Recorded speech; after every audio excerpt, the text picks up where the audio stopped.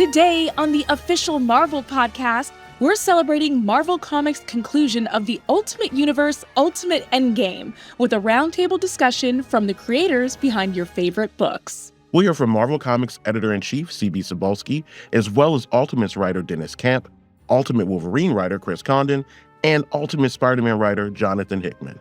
Putting together everything at the beginning was kind of like that. It was a very amorphous, and then all of a sudden, all at once, it all kind of snapped into place, and we had a line of comics that, did really, really well. I'm Sade Spence. I'm Quinn Lamar. And this is the official Marvel podcast.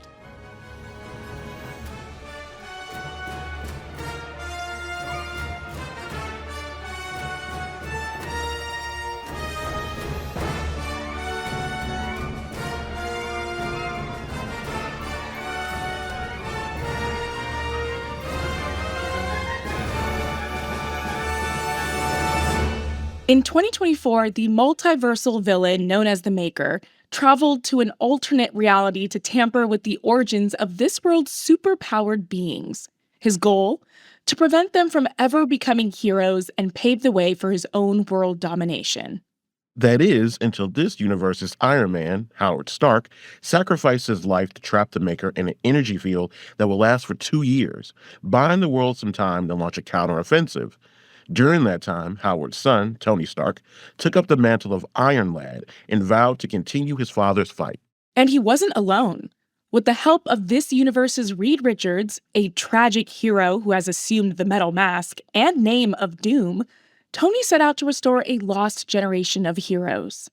Now, time's up, and the Makers return for revenge in Ultimate Endgame, placing the fate of the Ultimate Universe and its heroes on the line. To tell us all about this epic conclusion and to reflect on the last 2 years of the Ultimate Universe, we're joined by the creators who helped bring this world to life. Take a listen. Hello, everyone. My name is Cebulski, and I am the editor-in-chief of Marvel Comics. Hey, I'm Jonathan Hickman. I'm the writer of Ultimate Spider-Man. Hi, I'm Deniz Camp. I write The Ultimates and Ultimate Endgame. I am Chris Condon. I am the writer of Ultimate Wolverine. All right, guys, I think the origins and birth of this new Ultimate Universe has been pretty well documented. I wanted to maybe get into a couple questions and some of the behind the scenes, workings of the Ultimate Universe that they may not be familiar with. So, Jonathan, starting with you, Ultimate Invasion was the miniseries where this all kicked off, and from what I remember, it led right into Ultimate Spider-Man, correct? Well, we did that one Ultimate Universe book that kind of laid out the events right before Ultimate Spider-Man 1. Yep, in between those two. And that was when we had decided, because originally I think Ultimate Invasion was just a miniseries that I was going to do with Brian Hitch. Then, we kind of liked the setup of it, and we decided we were going to do other books. Tried to figure out who was going to be on those books. And then I did the Ultimate Universe book that kind of set all of that up. And then I got to work on Ultimate Spider-Man. And then that went into Ultimate Spider-Man. And Deniz, when was it that you came on board in the process of building the Ultimate Universe, and when you pitched and created, I guess, the new Ultimates book? Later than everybody else. Certainly I was Ultimate started 6 months after Ultimate Spider-Man, and so 5 and 4 months after Black Panther and X-Men. And so I don't remember exactly when it was. I think it was just before New York Comic Con, because I remember Will was like, "Oh, we'll have dinner at New York Comic Con. We can discuss it, but I'm going to need the first 8 pages like in a week or something like that for the Free Comic Book Day issue." So that was the first thing that I did, or the first short story. The first thing I did with Juan was a Free Comic Book Day short 8 pages that kind of reintroduced us to the group, because John had already set them up in Ultimate Universe, and then from there it was kind of off to the races. Right. And I think in terms of timeline, then, if we're going that first before we get into some of the more story details and things, Chris, your book, Ultimate Wolverine, was the last one to come into the line, correct? Yes. We started out in January of 2025. So we ran for that full year, and then we're on to issues 13 and 14 in January and February of this year. As we walk through this, let's start with some of the early beginnings of the book. Jonathan, when you were building not just the universe, let's talk specifically in Ultimate Spider-Man, were there specific ideas or themes or things you had in mind that you did or did not want to do and how you wanted to separate it from kind of the earlier incarnation of Ultimate Spider-Man? Well, I really was not planning on doing anything beyond the setup stuff because we had other creators that were going to come on and do the books, and then we could never get anybody to commit to doing Ultimate Spider-Man. And I just was thinking about it, and I love Spider-Verse so much, and I love Peter B. Parker, and I was just like, we should do that. Obviously, in that movie, he's been Spider-Man the whole time since he was a kid. But my idea was, married, kids, life stuff. But he doesn't get his powers until much later in life, and how that would change the perspective. And that's really kind of the point of the whole book. It's what I thought was interesting about the book is what's different about Peter Parker if he doesn't get his powers when he's a kid, but he gets his powers later when he already has had a life of great responsibility in another kind of way, and has a wife and kids and a career, and it's faced with the modern dilemma of, I guess it's not even a modern dilemma. Is midlife crisis a modern thing? I don't think so, right? So it was just kind of one of those things, and really happy with how it came out. Really pleased that people got it, but it was surprisingly, for someone who is not the biggest Spider-Man fan, I enjoyed it immeasurably. But putting together everything at the beginning was kind of like that. It was a very amorphous, and then all of a sudden, all at once, it all kind of snapped into place, and we had a line of comics that, did really, really well. Deniz, when you came on after that for the Ultimates, and you definitely had your own ideas and things in mind with each issue kind of being standalone, and this was larger story. How much of the previous Ultimate stuff had you read or were you aware of at that point? All of it. Yeah, or most of it anyway. I mean, not every Ultimate book, but all the Ultimates books at least. So I knew about all that stuff, and I wanted to pay homage to that stuff in the best way that I could. And I felt the way to pay homage to that was to be true to the spirit of it, which was reinvention and doing new stuff. And it's a little different from some of the other books. John had put together within Ultimate Universe a pretty solid conceptual framework for what the team looked like, at least the beginning of it, and what their start would be. So I took that, and then I tried to do what Miller and Hitch did in the early 2000s and make it feel like, superheroes for today. Nice.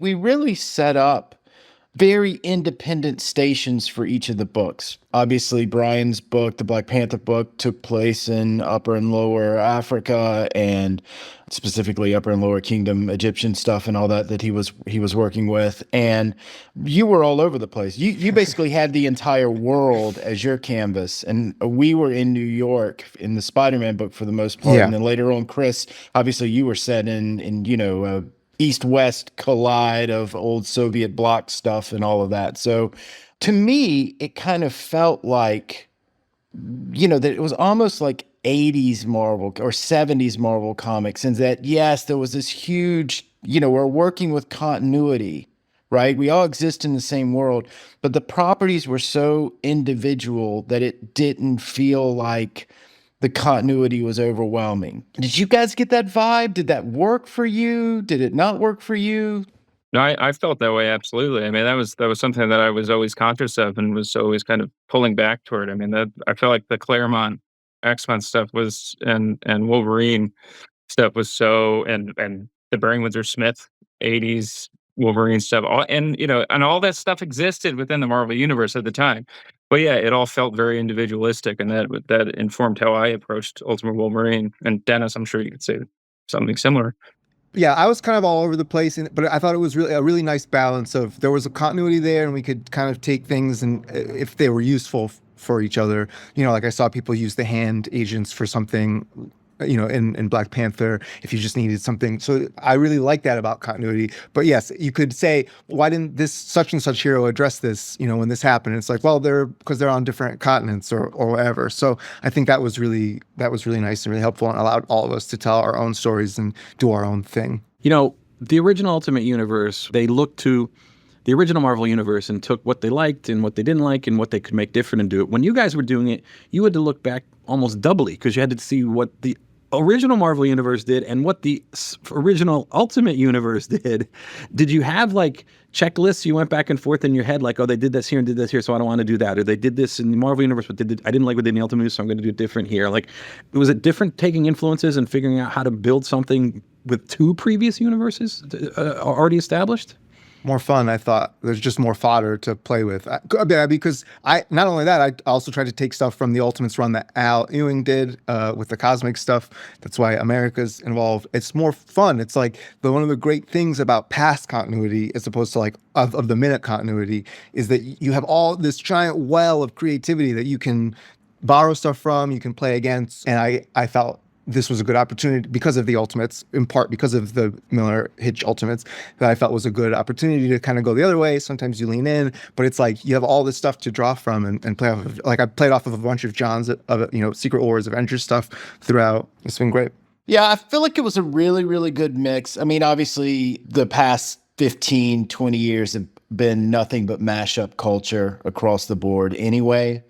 But I feel like this is kind of the sweet spot of that, where you get a blank slate, you have a responsibility to do origin stories, so you do things in a different way. But when you do callbacks and winks and nods at other continuity, it's like that kind of nostalgic tick, but it doesn't set off the alarm bells of, no, that's not right, that's not how it works, right? So there's a real freedom in doing, I mean, I guess I would describe it as alternate universe storytelling. I mean, I don't think that's entirely accurate because of the volume that we did, and it just was its own thing. But I think one of the reasons why it worked is because we all kind of were pulling at it from both sides. Yeah, the way that I always approached it was that it was like, yes, it takes place in the Ultimate Universe, and that's like literally why the title is Ultimate Wolverine. But I also approached it from the perspective of, well, let me write the Ultimate Wolverine story to me. You know, what does that mean?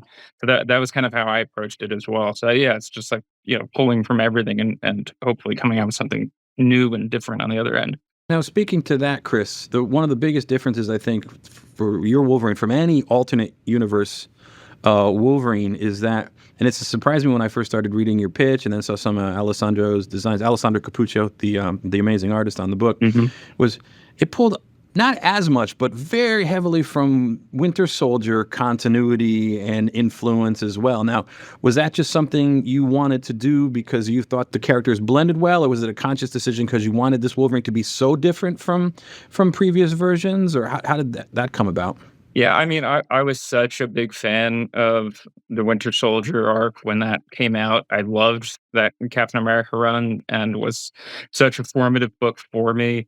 And then just kind of, on the first phone call that I had with Will, he asked me if I wanted to do Ultimate Wolverine, and I immediately was, yes, I would love to do Ultimate Wolverine. But then the question of what would that be came up.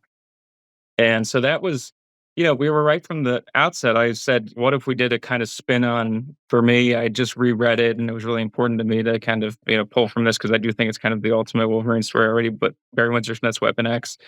But instead of that, we kind of pulled from, the Eurasian Republic, which Will had mentioned because there had already been mutants there. So maybe there was something we could do there.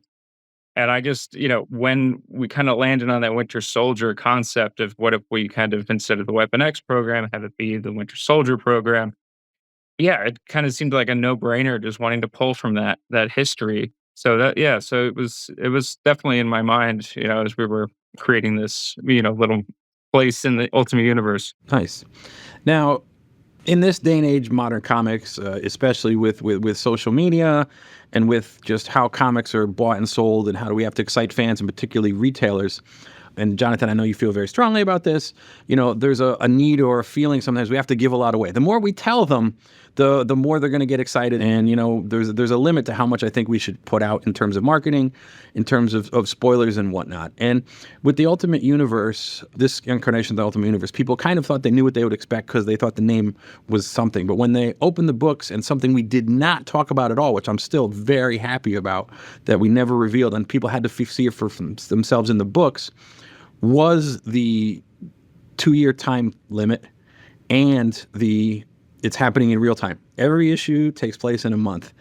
Jonathan, was that with you, or where did putting those rules into place come from? And then, for Dennis and Chris, like, did you find that restrictive? Did you find that freeing? How was it to tell stories in that format? It's something which was pretty much new in comics in general.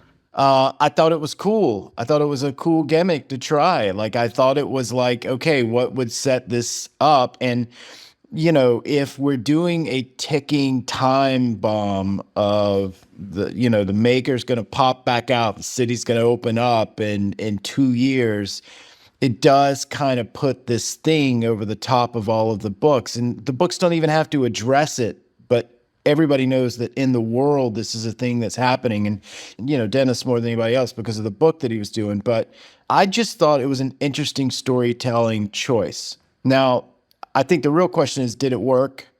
Was it effective? Did we get more out of it than it took away? Or did it take away more than we got out of it? I think that's a creator by creator kind of thing. I would put it 60-40, 70-30 kind of situation for me. But I thought it was an experiment worth doing, especially with the ticking clock in the background. So it was restrictive and freeing, which is, you set yourself an arbitrary rule. Why? I mean, it's not arbitrary in the sense it's completely arbitrary, but like you do it for your reasons, but you say, I'm going to adhere to this throughout. And in trying to escape this cage that you've made for yourself, you create something that you might not otherwise have made, I think. And John does that, I think, pretty frequently in his work. And something that I really kind of realized as I was writing this was, the original Ultimate Universe was defined by this kind of new widescreen storytelling. That was like the big revelation of the Ultimate Universe. And I think that was absolutely true of the Ultimates, but it was true of a lot of the books. I mean, not all the books, but that was the thing that contributed. And it was a completely, for comics, it was borrowing from movies, and it was a completely fresh way of absorbing a story for readers. And I felt that, this was kind of this real-time thing was kind of John's, version of that, or an attempt at that, where it changed the way that we had to write the stories, right? It threw away certain tools that you have, like cliffhangers and whatnot, that immediately pick up. And so it changed the reading experience in the same way that the widescreen storytelling changed the reading experience of those earlier Ultimates books. And I thought that was pretty clever, and it was fun each time to figure out a new way to use it, and like playing with the months, because the month that came out was, it was the month it was happening in, all that stuff. Like you could play with dates a little bit. I mean, everybody's done that somewhat, but we did an issue that was about the 4th of July, it came out around the 4th of July, like that's fun. So it gave new opportunities, but fundamentally, I think the big contribution of it was I think Ultimate books read differently from Marvel Universe books in a more fundamental way because of that pacing thing. For good or ill, it's up to the reader, but definitely different. Yeah, I loved it too. I loved that it sort of lent each issue a sort of one act, one shot structure to it. We were creating an action horror book. I wanted it to be an intense book, so each issue needed to have a certain intensity to it. And so doing it in this way, where we had that month break between each issue, I wanted it to be like a cleaver just coming down. Each one was just like a different hit. And yes, I loved it. It gave me opportunities to do stuff with the storytelling that I, might not have done otherwise.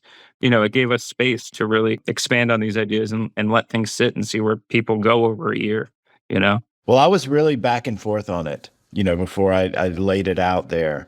And the way I finally convinced myself was I thought it was like a wonderful restriction, but I knew that I could once or twice do it's the 31st on this issue, and 11:59. Yes, you're right.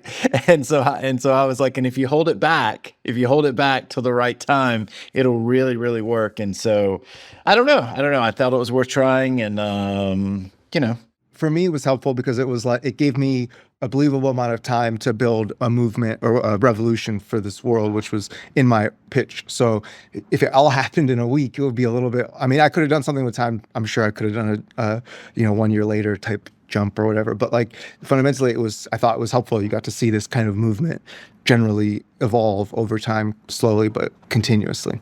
Now, as you were building your own books and writing month to month, did you ever have one of these like aha moment, well, Ultimate Universe, maybe it's an aha moment, where you had an idea and you're like, oh my God, that's such a great idea. That's such an Ultimate style idea, but I wonder if anyone else is doing it, or I wonder if it's people, this will fly, and you had to check with the group or send it around, or you just put it in the script and floated it out there. Was there like a perfect moment that you're just like, oh, they'll never let me do this? Like, something that encapsulates kind of what the Ultimate Universe is in a way?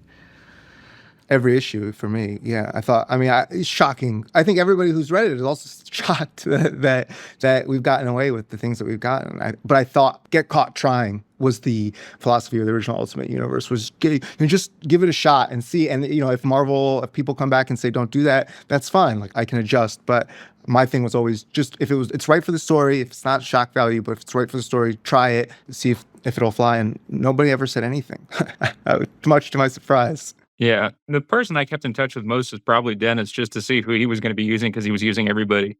And when I talked to Will was like, yeah, you can kind of bring in some of the traditional X-Men characters if you want to.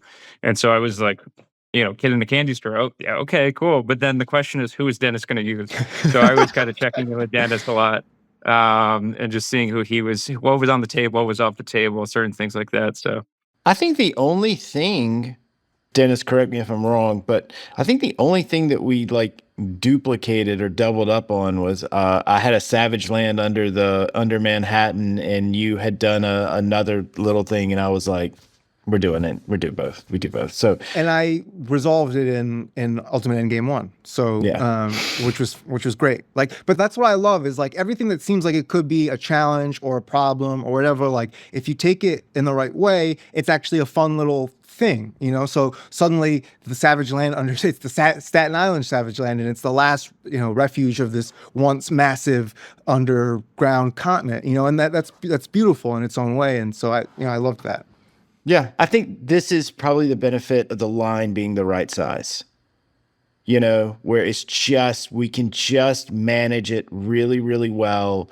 And everybody gets to swing for the fence. These are premium prestige books that are going to exist forever as a collection and all that kind of stuff. And so I think one of the big benefits of this is that we learned a lot of things that we can also utilize going forward. Now, was there a particular fan reaction, positive or negative, to one of the reimagined characters that you created that surprised you, that people were really stood out in your mind, so that you ultimatized maybe a little too much in one way or the other?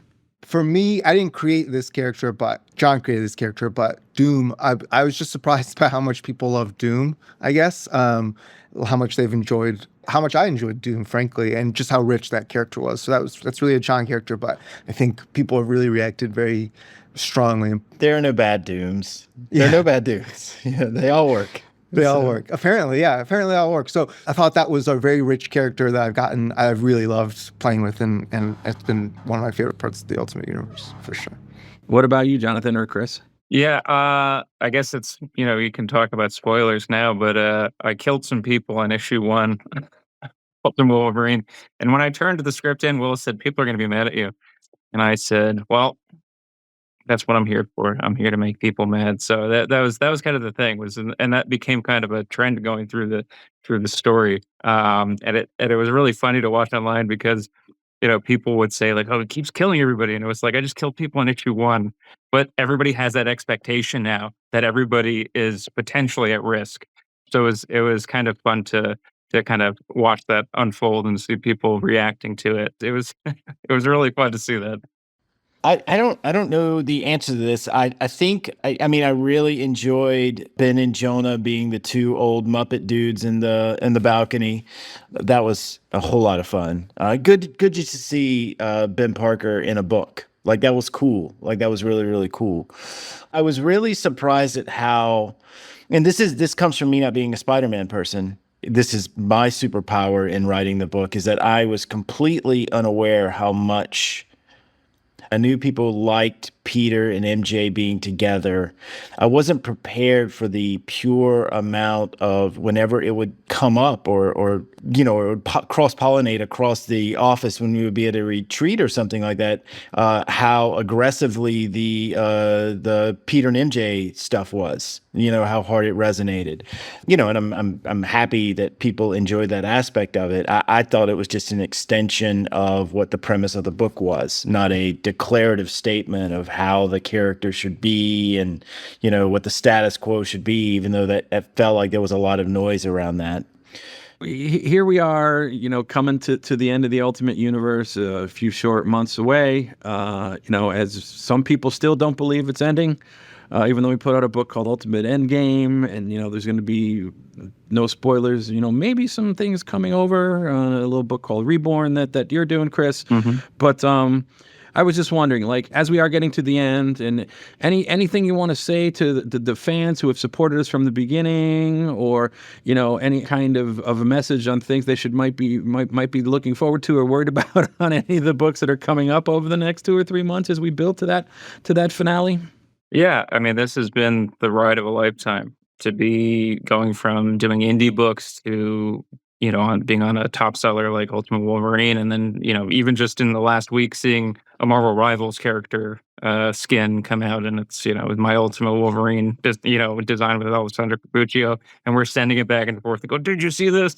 You know, so that was such a fun thing, and it really just has been so fantastic, and I just can't thank everybody enough for their support and for, you know, reading the book, and for, you know, everybody who loves it, everybody who hates it, everybody in between. It's like I just couldn't imagine anything better. You know, this is the job of a lifetime, so I've just been really thankful to have this opportunity. Yeah, same. It was just, I've said this before, but I think it was a pretty bad decision on Will's part to email me based on my previous work or the body of my previous work. And I said that to him. I think this might be a mistake, but I'm happy to take the job. And so hopefully I have not let him down, and I hope I haven't let the readers down. It's a pretty different take on the superhero, on the Marvel superheroes, and I've just been so surprised and touched by the reaction, the support, and the excitement about these somewhat radical takes on characters that people really care about. And so I just am so grateful. It means so much to me, and I think it really proves to me that people are hungry for new things, and that has been really good for me personally, just for my soul, because it can feel sometimes that the market doesn't support those things. But these were new things, and the market did support them really well. And it's just really wonderful to know that as a creator and as a human being, that there's a big appetite for people trying different things. So thanks, everybody. Solid. Well, it just so happens that we are recording this the day that we are sending the slightly delayed Ultimate Spider-Man 24 to press. And I gotta say, it's nice to get to put a final bow on a book, you know, at Marvel. Like, you don't get to do it very often, and this certainly was a complete thought, and I am really, really happy with how it ends.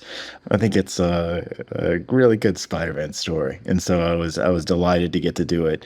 On the broader sense, I'm really happy with how the whole thing went. I think we sold a bunch of books, we helped out a bunch of stores, we got some fans excited. The company benefited. You guys creatively benefited from, you know, just it being an entirely an off-speed pitch. And so, you know, we should do more stuff like this, not less. I agree. And let me take a moment just to not just thank the three of you guys for being on here today, but for everything you've contributed.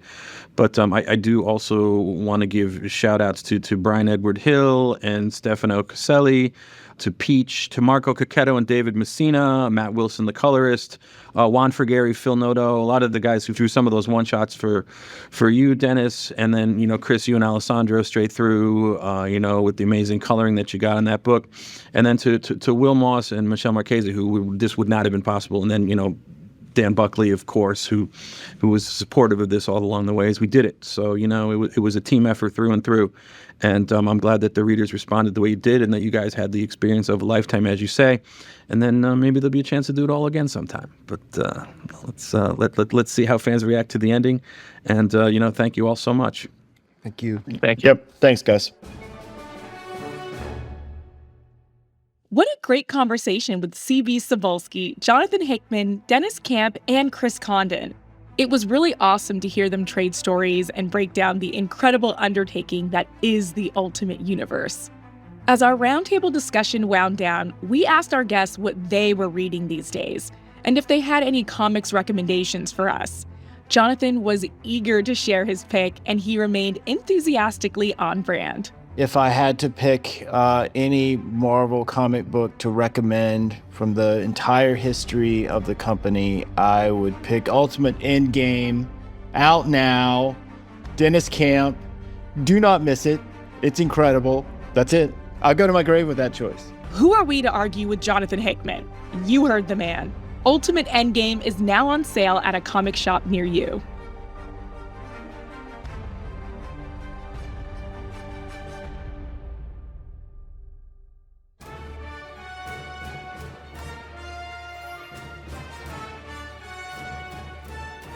Next week on the Official Marvel Podcast, we'll get a sneak peek of the all-new Daredevil #1 with artist Lee Garbett and Marvel Comics editor Devin Lewis.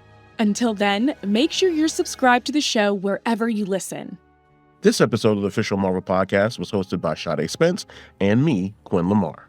Our producers are Jasmine Estrada and Anita Flores.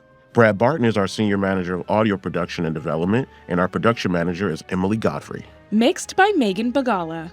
Our theme music is by Ida Akbal. Executive produced by Larissa Rosen. Thanks for listening. Bye.